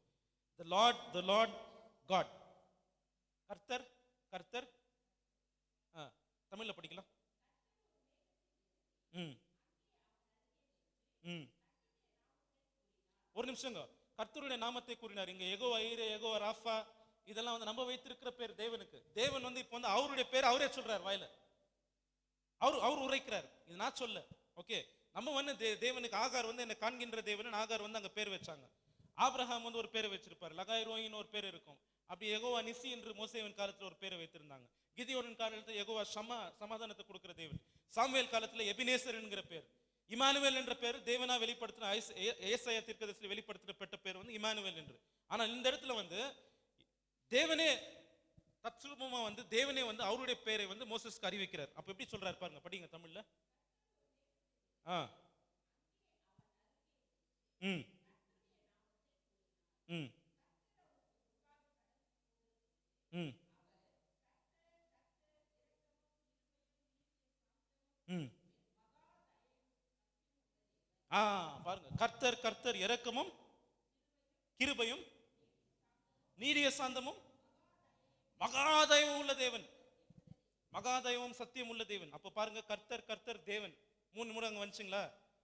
இங்கேயும் பாருங்க, ஆசீர்வதிக்கும் போது எப்படி சொல்றாரு? கர்த்தருடைய ஆசீர்வதித்து உன்னை காக்க கடவர். அவர் தம்முடைய முகத்தை உண்மையில் பிரசன்னமாக்கி உண்மையில் கிருபையா இருக்க கடவர். அப்போ முதல்ல வந்து ஆசீர்வதிக்கிறது யாருன்னா பிதாவாகிய தேவன். ரெண்டாவது வந்து தன்னுடைய முகத்தை உண்மையில் பிரகாசிப்பிக்க பண்ணியன்னா, அப்போ என்னன்னாக்கா அந்த இடத்துல யார் வர்றாரு, நான் என்ட்ரி கொடுக்கலாருன்னா கிறிஸ்து இயேசு அங்க இருக்கிறார். அப்போ பிதாவாகிய தேவன் ஒரு மனுஷனை அந்த இடத்துல மகிமைப்படுகிறார்னா, எங்கெல்லாம் பிதா மகிமைப்படுகிறாரோ அங்க குமாரனை மகிமைப்படுவார். எந்த இடத்துல குமாரன் மகிமைப்படுகிறாரோ அந்த இடத்துல ஆவியானவர் பலமா கிரியை செய்வார். எந்த இடத்துல பிதா குமாரன் பரிசுத்த ஆவியானவர் பலமா கிரியை செய்கிறாங்க, அந்த இடத்துல தேவ மகிமை கடந்து வரும். ஹல்லேலூயா. புரிஞ்சிச்சுன்னு நினைக்கிறேன் உங்களுக்கு. இப்ப பாருங்க, அவங்க வந்து அந்த ட்ரினிட்டின்ற கான்செப்ட் நீங்க புரிஞ்சுக்கொள்ளவே முடியாது. திரியேக தேவனாகிய தேவன் மகிமைப்படும் போது பாருங்க, அந்த இடத்துல சொல்லும் போது தன்னுடைய நாமத்தை அறிவிக்க வேண்டிய இடத்துல கூட கர்த்தர் கர்த்தர் தேவன் முன்முறாச்சுங்களா? இங்க வந்து ஆசீர்வாதம் கூறுறப்ப கூட பாருங்க, முதல்ல ஆசீர்வதிக்கிறது பிதாவாகிய தேவன். ரெண்டாவது வந்து தன்னுடைய முகத்தை உண்மையில என்னவா, எவ்வளவு அழகா இருக்கு அந்த வார்த்தை, பிரகாசிப்பிக்க பண்ணி உண்மையில் கிருபையா இருக்க கடவர். பாருங்க, எங்கெல்லாம் கிருபையின் வருகிறதோ அந்த இடத்துல கிருபையின் அவதாரம் யாரு? இயேசு கிறிஸ்து.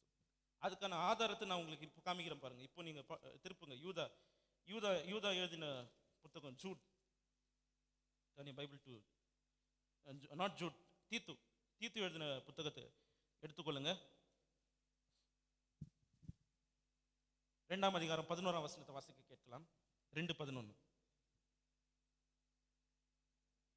2:11. டைட்டஸ் 2:11.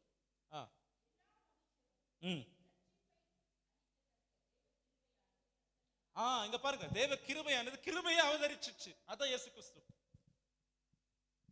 அப்போ இயேசு கிறிஸ்துக்கு இன்னொரு பேரு, நான் ஒரு கிளாஸ்லயும் உங்களுக்கு ஒரு பேரை சொல்லிக்கொண்டே இருக்கிறேன். ஏன்னாக்கா நீங்க வர்ணிக்கணும். எப்படி வந்து இந்த உலகத்துல பொல்லாத காதல்னு சொல்றாங்க, அவங்க எப்படி வர்ணிக்கிறாங்களோ, இல்லாத ஒரு குவாலிட்டி எப்படி வர்ணிக்கிறாங்களோ, அப்போ இயேசு கிறிஸ்துடைய தன்மைகளை அந்த பெயர்களை சொல்லி சொல்லி நீங்க ஜெபம் பண்ணும்போது, அறிக்கை செய்யும்போது ஒரு மகிமை உங்களால உணர முடியும். அப்போ இயேசு கிறிஸ்து இன்னொரு பேர் இருக்குதா தெரியுமா? கிருபையின் அவதாரம். கிருபையே பிரசன்னமாயிடுச்சு. அப்ப அந்த இடத்துல என்ன போடப்பட்டிருக்கிறது? கர்த்தர் உன் முகத்தை உண்மையில் பிரகாசிப்பிக்க பண்ணி, உண்மையில் கிருபையா இருக்க கடவுர்னா, அந்த கிருபையா இருக்க கடவுர்னு சொல்லும் போது அந்த இடத்துல யார் இருக்கிறாங்க? யார் இருக்கிறாங்க சொல்லுங்க பார்க்கலாம். இயேசு கிறிஸ்து அங்க இருக்கிறார். மூணாவது ஒரு ஆசீர்வாதம் இருக்கு, அதை படிங்க. மூணாவது ஆசீர்வாதம், பிரசன்னமாக்கி உன்னை காக்க கடவர். இந்த காக்கிறவர் யாருன்னாக்கா ஆவியானவர். பிரசன்னமாக்கி, ஆவியானோட பிரசன்னத்துல நம்ம நிரம்பும் போது, தேவ ஆவியானோட பாதுகாப்புக்குள்ள சக்கினா மகிமைக்குள்ள நம்ம கடந்து வரும்போது, ஆவியானவர் நம்மளை பாதுகாத்துக் கொள்கிற தேவனா இருக்கிறார். ஹல்லேலூயா. அப்ப பாருங்க, தேவன் தன்னுடைய நாமத்தை அறிக்கை செய்யும் போதும், when he is proclaiming his name, அங்க கூட நீங்க பார்க்கும்போது கர்த்தர் கர்த்தர் மகா இரக்கமுள்ள தேவன் என்று சொல்லுகிறார்.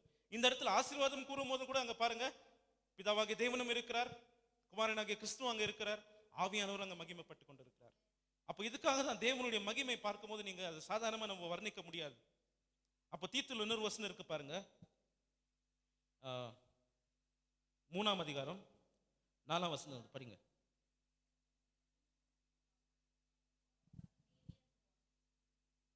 தமிழ்ல படிக்கலாம். 3:4.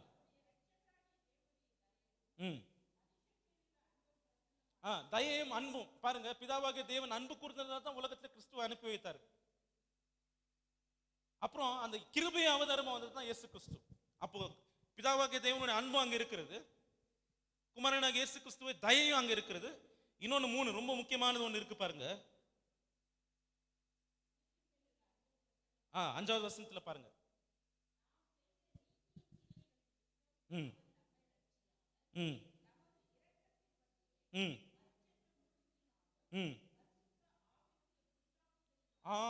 பாருங்க. அப்ப இன்னொன்னு கண்டினியூஸ் எக்ஸ்பீரியன்ஸ் ஒன்று இருக்குதுன்னா தெரியுமா? நான் என்னைக்கு ஒரு நாள் ரட்சிக்கப்பட்டேன் இல்ல, மறு ஜன்மம் முழுக்குனாக்கா ஞானஸ்தானத்தை குறிக்கிறது. ஓகே, பரிசுத்தாவியின் புதிதாக்கில் renewal, constant renewal of the Holy Spirit. ஒரு நாளும் தேவன் நம்மளை சுத்திகரித்துக் கொண்டே இருக்கிறார். குறைபாடுகள் இருக்கும் நம்ம மனிதர்களா இருக்கும் போது, அந்த திருவிருந்துக்குள்ள, பரிசுத்த திருவிருந்துக்குள்ள நாம் கடந்து போகும்போது, ஆவியானவர் நம்மளுடைய குற்றங்களை குறைகளை சுத்தி காண்பிக்கும் போது, ஒரு நாளும் நம் தேவன் நம்மளை என்ன பண்ணி கொண்டு இருக்கிறாரா? சுத்திகரித்துக் கொண்டே இருக்கிறார், கழுவி கொண்டே இருக்கிறார், சுத்திகரித்துக் கொண்டே இருக்கிறார். அப்ப இதுதாங்க பாருங்க, எங்கெல்லாம் பாருங்க பிதாவாகிய தேவன், மறுபடியும் சொல்றேன், பிதாவாகிய தேவன் எங்கெல்லாம் மகிமைப்படுகிறாரோ அந்த இடத்துல கிறிஸ்துவும் இருப்பார். எங்கேயும் பிதாவாகிய தேவனும் குமாரனாகிய கிறிஸ்துவும் உயர்த்தப்படுகிறார்கள், அந்த இடத்துல ஆவியானவர் மகிமைப்படுவார், பிரசன்னமா இருப்பார். எங்க திரியேக தேவன் பிரசன்னமா இருக்கிறார், அந்த இடத்துல தேவனுடைய வல்லமை பலமாக கிரியை செய்யும். ஹல்லேலூயா. அப்ப அந்த திரியேக தேவனுடைய வல்லமை பார்க்கும்போது இந்த மண் பாண்டங்களுக்குள்ள நமக்குள்ள கொடுக்கப்பட்டிருக்கிறது. நமக்குள்ள நாம் தான் அது, we are the image bearers. image bearers அந்த சாயலை, தேவனுடைய சாயலை நாம் பார்க்கும்போது பிறருக்கு வெளிப்படுத்த நாம் தெரிந்து கொள்ளப்பட்டிருக்கோம். நீங்க நல்லா புரிஞ்சுக்கோங்க, நான் அந்த சேம் கம்பேரிசன் தான் யூஸ் பண்றேன். ஷைனிங் ஸ்டார் ஆகணும்னா நீங்க இப்போ இந்த உலகத்தில் நீங்க வாழ்ற நேரத்தில் 3 இருங்க. ஓகே, ரிஃப்ளெக்ட் பண்ணுங்க. ஜஸ்ட் காடுடைய க்ளோரியை பெற்றுக்கொண்டு நீங்க பிறருக்கு நீங்க வெளிப்படுத்துங்க. ஒரு நாள் வரும், நீங்க அந்த மகிமையின் சரீரத்தை நீங்க அடையும் போது அன்னைக்கு நீங்க ஷைனிங் ஸ்டாரா தேவன் உங்களை மாத்திடுவார். அப்போ இன்னைக்கு நீங்க தாழ்மையா இருந்து தேவனுக்கு கீழ்ப்படிந்து வெறும் 3 இருங்க. Okay, just be the moon. 3 போல நீங்க ஃபெய்த்ஃபுல்லா ரிஃப்ளெக்ட் பண்ணுங்க. மூன் பார்க்கும்போது தன்னுடைய மகிமையை மறைத்துக் கொண்டு சூரியனுடைய பிரகாசத்தை பெற்றுக்கொண்டு அது அந்த வெளிச்சத்தை நம்மளுக்கு கொடுக்குது நைட் டைம்ல. அதே போல தான் தேவன் எந்த இடத்துல எந்த ஸ்தானத்தில் நம்ம வைத்திருக்கிறாரோ அந்த வேலையை தேவன் கொடுத்திருக்க அந்த வேலையை நம்ம வைத்துக்கொண்டு சுவிசேஷத்தை அறிவிக்கிறவர்கள் நம்ம கடந்து செல்லும் போது நம்ம என்ன ஆகிறோம்னாக்கா, ஒரு நாள் தேவன் நம்மளை ஸ்டாரா மாத்திடுறார். ஹல்லேலூயா. நெக்ஸ்ட் ஸ்லைட் போப்பா. ஸோ நான் இந்த வசனத்தை நீங்க வாசிச்சு பாருங்க. Proverbs 27:19. What is this? First இந்த பிக்சர் நீங்க பாருங்க, என்ன தெரியுது உங்களுக்கு? இந்த நெக்ஸ்ட் ஸ்லைட் போவாதப்பா, ஒரு நிமிஷம் இரு. இந்த slide cup. Okay, what is திஸ்ன்னு கேட்டிருக்கேன். அந்த மனுஷன் என்ன பண்ணி கொண்டு இருக்காங்க? Yes, seeing is reflection. அவனுடைய ரிஃப்ளெக்ஷனை தண்ணியில பார்க்கறான், தண்ணி அவனுடைய ரிஃப்ளெக்ஷனை கொடுக்குது. இப்போ ஒரு மனுஷன் அவன் எப்படிப்பட்டவன் சொல்லிட்டு பார்க்கணும்னாக்கா, ஒரு கண்ணாடியில் பார்த்தாவோ இல்லை ஒரு தண்ணீரை கிளியரா இருக்கு டிரான்ஸ்பரண்ட் சர்ஃபேஸ்ல பார்த்தா அவன் யாருன்னு அவனுக்கு தெரியும். ஆனா இன்னொன்னு இருக்குது.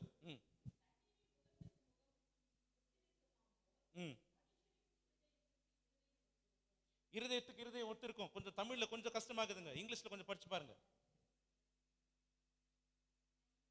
27:19. Person's heart reflects the man. அப்போ இருதயம் தான் ஒரு மனுஷன் யார் என்று வெளிப்படுத்தும். எப்படி தண்ணி வந்து உன் முகம் எப்படி இருக்குது, அழுக்கா இருக்கா இல்லை உன் முகம் எப்படி இருக்குது, நீ இருக்கிற மாதிரி தான் தண்ணி வந்து கிளியர் வாட்டர் வந்து ரிஃப்ளெக்ட் பண்ணும், கண்ணாடி வந்து ஒன்று ரிஃப்ளெக்ட் பண்ணும். ஆனால் மனுஷனுடைய இருதயம் தான் அவன் யாருன்னு ரிஃப்ளெக்ட் பண்ணும். இப்போ மறுபடியும் நான் ஸ்டார்ட் பண்ண டாபிக் தான், அதை கண்டினியூட்டி நீங்கள் பார்க்கணும். தேவன் நம் இதயத்தில் ஒளித்திருக்கிறார். God has shined in our hearts. நம்ம இருதயத்தில் அந்த பிரகாசத்தை, இந்த வெளிச்சத்தை நம்ம வாங்கி கொண்டு இருக்கிறோம்.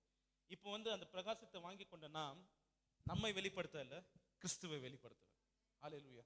இட்ஸ் நாட் தட் அந்த ஷைனிங் லைட்டை வாங்கிக்கிறப்ப இவ்வளவு நாள் வந்து நான் வந்து என்ன வெளிப்படுத்த நான் துடித்திருப்பேன், என்னுடைய டேலண்ட் தெரியணும், நான் எப்படிப்பட்டவன் தெரியணும், நான் துடித்திருப்பேன். ஆனால் கிறிஸ்து எனக்குள்ள வந்த பிறகு நான் என்ன வந்து மறைச்சிட்டு, அதை யோவான்ஸ் நானுங்க ரொம்ப அழகாக சொல்வார், நான் சிறுகவும் அவர் பெருகுவோம். அப்போ வந்து ஜானுடைய மினிஸ்ட்ரி எப்படி இருந்துச்சுனாக்கா, அவன் வந்து அவனுடைய சிக்னிஃபிகன்ஸ், அவனுடைய இம்பார்ட்டன்ஸ் வந்து அவன் கம்மி பண்ணிக்கணும், குறைச்சிக்கணும், அவனை தாழ்மைப்படுத்திக்கணும், தேவனை வெளிப்படுத்துகிறவன் அவன் இருந்தான். அப்போ வந்து பார்க்கும்போது அந்த ஒளியானது, ஒளிச்சமானது நம்ம இருதயத்தில் பிரகாசிக்கிறது. இது உங்களுக்கு ஒரு சிலர் புரியாது. எப்படி பிரதர் இருதயத்தில் ஹார்ட் என்ன டிரான்ஸ்பரண்டா, ஹார்ட்ல எப்படி நீங்க வெளிச்சம் ஒதுக்குன்னு சொல்றீங்க அப்படின்னு சொன்னா, அதுக்கு முன்பாக ஒரு டிரான்ஸ்ஃபர்மேஷன் நடக்குது. அது actually I have not put it in the slide. நீங்க அந்த வசனத்தை வாசித்தீங்கன்னா உங்களுக்கு புரியும். Proverbs 20, நீதிமொழிகள் 20ஆம் அதிகாரம், நீதிமொழிகள் 20ஆம் அதிகாரம் 27th verse.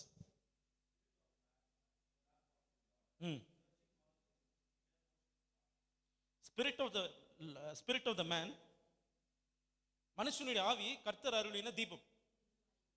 தீபமா இருக்கு. இது சிம்பிள் எக்ஸாம்பிள் சொன்னா நீங்க புரிஞ்சுக்குவீங்க. ஒரு மனுஷன் செத்துட்ட பிறகு அவன் பாடி ஹீட்டா இருக்குமா, கோல்ட் ஆகுது? வை, யாருக்கிட்ட கேளுங்க, நீங்க புறஜாதிகளோட கேளுங்க. ஒரு மனுஷன் இந்த உலகத்தை விட்டு போயிட்டான், ஏன்னா அந்த தீபம் அணைஞ்சு போயிடுச்சு. அப்ப அந்த தீபத்தை எரிய வைக்கிற தேவன், அந்த தீபத்தை அந்த அந்த அந்த அந்த ஹீட்டை வந்து கொடுக்கிற தன்மையை உடையவர் யாருன்னா, மனுஷனுக்குள்ள ஒரு ஆவி இருக்கிறது. அந்த ஆவி வந்து பாத்தீங்கன்னா தேவனிடத்திலிருந்து பெற்றுக்கொண்டது. செத்துட்ட பிறகு டைரக்டா அந்த ஆவி வந்து பார்க்கும்போது என்ன போகுது, தேவனிடத்துல கடந்து போகிறது. நான் சொல்லும் போது நான் சொன்னேன், ஆத்துமா தான் ஒரு மனுஷனுடைய நிஜமான, என்ன சொல்றதுங்க, நிஜமான ஒரு பர்சனாலிட்டி யாருன்னா அவனுடைய ஆத்துமா தான். ஃபார் எக்ஸாம்பிள், ஒரு மனுஷன் உலகம் முழுவதும் ஆதாயப்படுத்தி கொண்டு தன்னைத்தானே, ஒரு டிரான்ஸ்லேஷன் சொல்லுது தன் ஆத்மா, இன்னொரு டிரான்ஸ்லேஷன் சொல்லுது தன்னைத்தானே. அப்ப தன்னைத்தானேன்னு சொன்னா கூட ஆத்மா தான், அவனால ஆத்மா தான். ஆனா அதை காட்டிலும் ஒரு முக்கியமான பாகம் இருக்கிறது, அது என்னன்னா ஆவி. அப்ப அந்த ஆவிக்குள்ள வந்து தீபம் போது வெளிச்சம் இருக்கிறது. அப்போ காடுடைய லைட் வந்து நீங்க ரட்சிக்கப்படும் போது முதல்ல உங்க ஆவியை தொடுகிறது. இப்போ உங்க ஆவியில என்ன இருக்குதுனாக்கா, நான் ஆல்ரெடி சொல்லிட்டேன், கான்சியன்ஸ்னு ஒன்று இருக்கு. கான்சியன்ஸ், மனசாட்சி. அந்த மனசாட்சிக்குள்ள தேவனுடைய வெளிச்சம் வருகிறது. இப்ப அங்க இருக்கிற வெளிச்சம் வந்து உங்க இருதயத்திலும் பிரகாசிப்பிக்கின்றது. ஃபைனலா வந்து அந்த வெளிச்சம் எப்படி பிரகாசிப்பிக்கிறதுனா, உங்க ஆவி, ஆத்மா, சரீரம் முழுவதுமா பிரகாசிக்கும் போது தான் தானியேல் புத்தகத்துல போடப்பட்டபடி, எப்படின்னா நீங்க ஷைனிங் ஸ்டாரா இருக்கும் போது இப்போ வந்து நீங்க ஆவி, ஆத்மா, சரீரம் எல்லாமே தேவனுக்காக அப்படியே பிரகாசித்து தேவனுடைய சாயலை நீங்க அடையிறீங்க. ஓகே. ஆனா ஃபர்ஸ்ட் வந்து உங்களை டச் பண்றது எதுனா உங்க ஆவி. அந்த ஆவிக்குள்ள தான் கர்த்தருடைய தீபம் இருக்கிறது. நான் ஜெபம் பண்ணுவேன் என் ஜெபத்துல. ஒருவேளை நீங்க எப்படி நினைக்கிறீங்கன்னு எனக்கு தெரியாது. இந்த கால வரையில் எனக்கு உயிரை கொடுத்த ஆண்டவர், என் குத்து விளக்கு ஏற்றி வைத்திருக்கிற நன்றி ஆண்டவர். குத்து விளக்கு ஏற்றி வைத்திருக்கிறார், விளக்கு ஏற்றி வைக்கிற தேவன். இந்துங்கெல்லாம் பாருங்க, அவங்க கல்ச்சர்ல வந்து என்ன பண்றாங்கன்னா லேம்ப் லைட்டிங் பண்றாங்க. என்ன லேம்ப் லைட்டிங் பண்றாங்க அவங்களுக்கு தெரியல. லேம்ப் லைட்டிங் என்ன தெரியுமா, காட் ஆல்ரெடி லேம்ப் லைட் பண்ணிட்டுக்கிறார் உங்களை. அதனால தான் நீங்க உயிரோட இருக்கிறீங்க. ஹல்லேலூயா. அந்த தீபம் அணைஞ்சு போயிருக்கோம்னாக்கா, எப்படி ஒரு செத்து போன பொண்ணத்தை நீங்க பாருங்க, முதல்ல அவங்க பாடி கோல்ட் ஆகுதா இல்லையாப்பா? ஃப்ரீசர் பாக்ஸில் வைக்கிறதுக்கு முன்னே கோல்ட் ஆகுதா இல்லையா? அப்புறமா ஃப்ரீசர் பாக்ஸில் வச்சதுனால கோல்ட் ஆயிடுச்சுன்னு சொல்லக்கூடாது. வேணா நீங்க பரிசோதனை பண்ணி பாருங்க, இல்லை டெஸ்ட் பண்ணி பாருங்க. ஓகே, மரணம் நடந்த இடத்துல பார்க்கும்போது, ஏன்னா அந்த உஷ்ணமானது, அந்த தேவன் அருளின் அந்த மனுஷனுடைய ஆவி வந்து தேவனிடத்தில் திரும்புகிறதுனால அந்த உஷ்ணம் இருக்கிறது இல்லைங்க. அப்ப என்ன காமிக்குதுனாக்கா, மனுஷனோட ஆவி வந்து பார்க்கும்போது அங்கிருந்து தேவன் பார்க்கிறாராம்.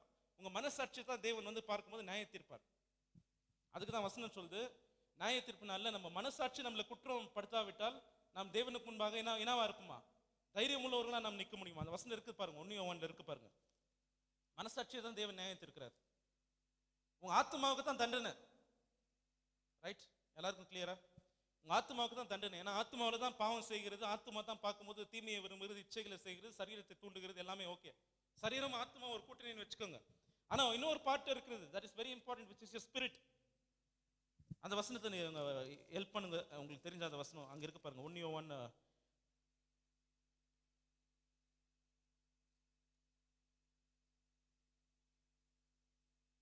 பாருங்க, 3ஆம் அதிகாரம் 20 நினைக்கிறேன், 20, 21.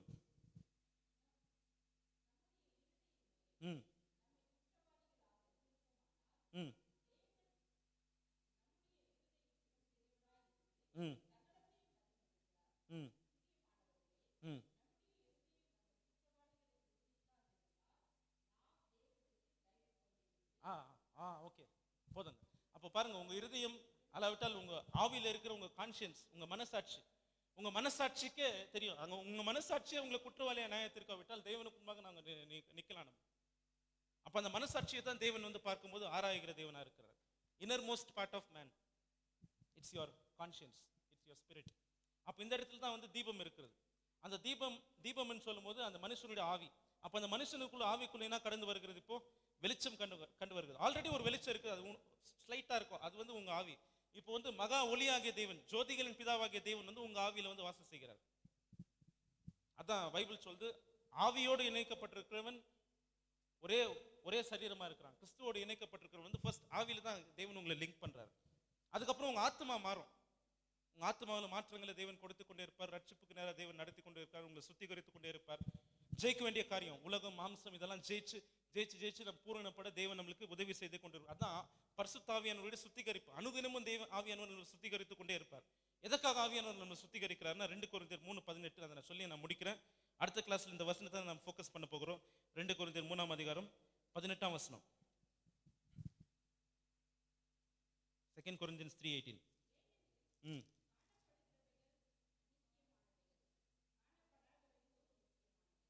2 கொரிந்தியர் 3:18.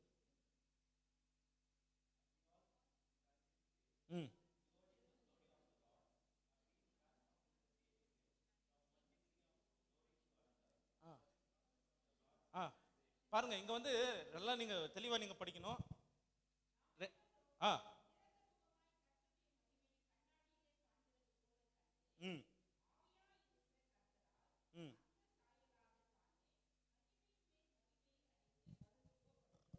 பாருங்க, மகிமையின் மேல் மகிமை அடைந்து மறுரூபப்படுகிறோம். அப்போ ஒரு மகிமை என்ன சொல்லுங்க பார்க்கலாம். அதான் அந்த மகிமையின் தேவன் எனக்குள்ள வாசம் செய்கிறார், இது மகிமை. ஆனா இந்த மகிமைக்கு மேல இன்னொரு மகிமை இருக்கிறது, அதான் தேவனுடைய சாயல். அப்ப அந்த மகிமைக்கு நேரம் என்ன வழி நடத்துகிறாருன்னா ஆவியானவர். அல்லேலூயா. அப்போ ஒரு நாளும் ஹோலி ஸ்பிரிட் என்ன பண்ணி கொண்டு இருக்கிறாருன்னா எனக்கே தெரியல. இப்போ நம்ம சொல்றோம் இல்லையா, பாடியில வந்து டீலோமேர்ஸ் ஒரு சப்ஸ்டன்ஸ் இருக்குங்க. நான் ஸ்லைட்ல போடல, நீங்க வீட்டில் போய் ரிசர்ச் பண்ணி பாருங்க. டீலோமேர் என்னன்னா, நம்ம டிஎன்ஏல குரோமோசோம்ல there's a particular part called as telomere. What is the telomere னா, ஒரு கேண்டில் உடைய சைஸ் நீங்க எடுத்துங்க. கேண்டில் எரிய என்னாகும், அந்த கேண்டிலுடைய சைஸ் கம்மி ஆகிக்கொண்டே வரும். அப்படித்தான் வந்து நம்மளுக்கு வயசாக என்ன வந்து நம்ம செத்து கொண்டு இருக்கிறோம். ஒரு நாளும் வந்து செல்ஸ் எல்லாம் நம்ம பாடியில் டீகே ஆகி கொண்டு இருக்கிறது. நம்ம வந்து பர்த்டே செலிப்ரேட் பண்றோம். ஆனா நான் யோசிக்குவேன், I'm closer to my grave. நீங்க நினைக்கிறீங்களோ இல்லையோ, நான் யோசிக்குவேன், ஐயோ ஒரு பர்த்டே ஒரு பக்கம் சந்தோஷமா இருந்தானே, இன்னும் நம்ம கிட்ட வந்துட்டோமோன்னு. இன்னும் ஆண்டவர் நமக்காக எதுவும் செய்யலை, ஏதாவது நான் செய்யணும், ஆண்டவர் எனக்கு உதவி செய்யுங்க, ஏதாவது ஒரு விதத்தில் நமக்கு பிரோஜனமா உள்ளவனா இருக்கணும். உங்க பர்த்டே வரும்போது கூட நீங்க செலிப்ரேட் பண்ணுங்க, நான் வேணான்னு சொல்ல. ஆனால் கொஞ்சம் please be introspective also. It means that உங்க ஆயுசு நாட்கள் கம்மி ஆகிக்கொண்டே இருக்கிறது, யூ ஆர் ஏஜிங். இது ஒரு இங்க கிரீக் வேர்ட்ல யூஸ் பண்ணிருக்கிறது 2 Corinthians 3:18 வந்து மெட்டமார்பிசிஸ். கேள்விப்பட்டுக்கிறீங்களா? மெட்டமார்பிசிஸ்னா என்னப்பா மெட்டமார்பிசிஸ்னா? பிலாசபி மாத்திரம் இல்லை, கம்ப்ளீட் சேஞ்ச், உருமாற்றம்னாக்கா நான் சொன்னேன் இல்லைங்களா, கேட்டர்பில்லர் பட்டர்ஃப்ளை. கேட்டர்பில்லரை பார்த்தா யாருன்னா இதுதான் பட்டர்ஃப்ளைனா நம்புவீங்களா நீங்க? இது இவ்வளோ அசிங்கமாகுது, இது போய் பட்டர்ஃப்ளை ஆக முடியுமா? அப்படிதான் இந்த அழுக்கு அழிந்த இந்த சரீரம், மண்ணுக்கு விதைக்கப்பட்டு பாவத்தில் பிறந்த ஜென்ம சுபாவங்களால இருக்கிற இந்த சரீரம் வந்து ஒரு நாள் வந்து மகிமையின் தேவன் வந்து பார்க்கும்போது, அவருடைய மகிமைக்குள்ள நாம் கடந்து போகும்போது, தேவ சாயலை நாம் அடையும் போது, அழிவுக்குரிய சரீரம் வந்து அழியாம என்ன பண்ணுமா? தரித்துக்கொள்ளும். Mortal body will put on immortality. அப்போ அந்த இமார்டாலிட்டின்ற கிஃப்ட் வந்து தேவன் நம்மளுக்கு ஃப்ரீயா இட்டர்னல் லைஃபை கொடுக்குறாரு. அது கூட சேர்ந்து அந்த இமார்டாலிட்டி, அழியாத தன்மையை தேவன் நம்மளுக்கு கொடுக்குறாரு. அப்போ அந்த மகிமையின் சரீரத்தை நம்ம அடைய போகிறோம். அப்போ நீங்க பாருங்க, கண்ணாடியில் பார்க்குற மாதிரி. ஏன் கண்ணாடியில் பார்க்குறோம்? கண்ணாடியில் வந்து கிளியரா தெரியும், எந்த ஒரு டிஃபார்மிட்டிஸும் இருக்காது. ஒருவேளை இப்போ இந்த மைக் வச்சுக்கோங்க, இது வந்து லைட்டை வந்து பெனிட்ரேட் பண்ணாது, light it will reflect the light. ஆனால் வந்து டிரான்ஸ்பரண்டாக இருக்கும்போது என்னன்னா, அந்த light allows the light to pass inside. ஒரு கண்ணாடிக்குள்ள வந்து அந்த வெளிச்சம் வந்து கடந்து போகும். அந்த கண்ணாடி என்கிற இருதயத்துக்குள்ள, உங்க இருதயத்துக்குள்ள தேவனுடைய வெளிச்சம் இப்போ கடந்து வந்து இருக்கிறது. இப்போ வந்து பார்க்கும்போது ஆவியானவர் என்ன பண்றாருன்னா, அவர் வந்து பார்க்கும்போது கிறிஸ்துவின் சாயலுக்கு நேராக நம்மளை வந்து அனுதினமும் சுத்திகரித்து தேவனுடைய மகிமை அடைய முடியும் ஆவியானவர் நம்மளுக்குள்ள கிரியை செய்து கொண்டிருக்கார். ஹல்லேலூயா. எப்படி ஒரு கேட்டர்பில்லர் எப்படி ஒரு பட்டர்ஃப்ளை ஆகுதோ, அந்த மாதிரி ஒரு நாள்ல வந்து பார்க்கும்போது நாமளும் அந்த மகிமையின் சாயல் அடையும் போது நம்மளுக்கு தெரியும், இதுக்காக அதான் பைபிள் சொல்லுது, இக்காலத்தின் பாடுகள் வந்து வரப்போற மகிமைக்கு ஒப்பிடத்தக்கவை அல்ல. Whatever troubles and whatever temptations, persecutions, whatever we are we are facing in this world. இன்னைக்கு நம்ம கடந்து போய் கொண்டிருக்கிற சூழ்நிலைகளை நம்ம பார்க்கும்போது ஒரு நாள் வர அந்த மகிமையின் சாயலை நம்ம அடையும் போது, இதுக்காக நான் கஷ்டப்பட்டேன், இதுக்காக என் தேவனை நான் மறுதளித்தேன், இந்த ஒரு சின்ன ஆசைக்காகவா, இந்த ஒரு சின்ன பாவத்துக்காகவா என் தேவனை நான் பார்க்க துக்கப்படுத்திட்டேன் என்று சொல்ற ஒரு உணர்வு நம்மளுக்குள்ள வரணும். அப்பதான், ஏன்னா நம்ம முன்னாக வைக்கப்பட்டிருக்கிற மகிமை வந்து பார்க்கும்போது மிகவும் பெரியது. அப்ப அந்த மகிமையின் சாயல் உடைய தேவன், அந்த மகிமையின் சாயலை அடையும்படிக்கு தேவன் நம்ம தெய்வ ஆவியானவர் மூலமா நடத்தி கொண்டிருக்கிறார். கர்த்தர் தாமே இந்த வார்த்தைகள் ஆசீர்வதிப்பாராக. ஆமென்.